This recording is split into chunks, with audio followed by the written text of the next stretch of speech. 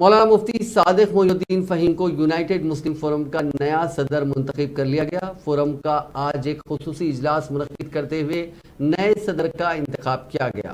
اس اجلاس میں علماء کرام، مشائخین عظام اور معززین نے قومی اور ریاستی سطح کے ملی مسائل پر تفصیلی طور پر تبادلہ خیال کیا اور اس بات پر حیرت کا اظہار کیا کہ ریاست تلنگانہ میں مسلم مسائل کی یکسوئی کے لیے حکومت کی جانب سے لاپرواہی کی جا رہی ہے۔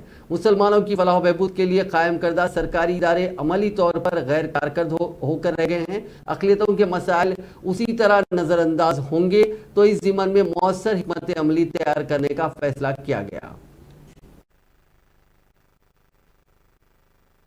صاحب اور مولانا اکرم پاشا تخت نشین، یہ تینوں حضرات کے لیے دعائیں مغفرت کی گئی اور فورم میں 5 آدمی کا اضافہ کیا گیا، جس میں مولانا سید ابراہیم حسینی سجاد پاشا صاحب، سجادہ نشین قادری چمن، میر وراثت علی چتاری صاحب ایڈوکیٹ سپریم کورٹ، محمد مکرم پاشا قادری، پاشا محی الدین صاحب chairman Lords college and engineering و صدر کمیٹی مسجد عالمگیری، ایم اے ماجد صاحب سینئر جرنلسٹ، اور مولانا شفیق عالم صاحب تو آج آ چکے ہیں صفی احمد علی صاحب کی جگہ، اور ایک جو ہے شیعہ طبقے سے مولانا ابو طالب صاحب، ان تمام کو جو ہے فورم میں شامل کیا گیا ہے۔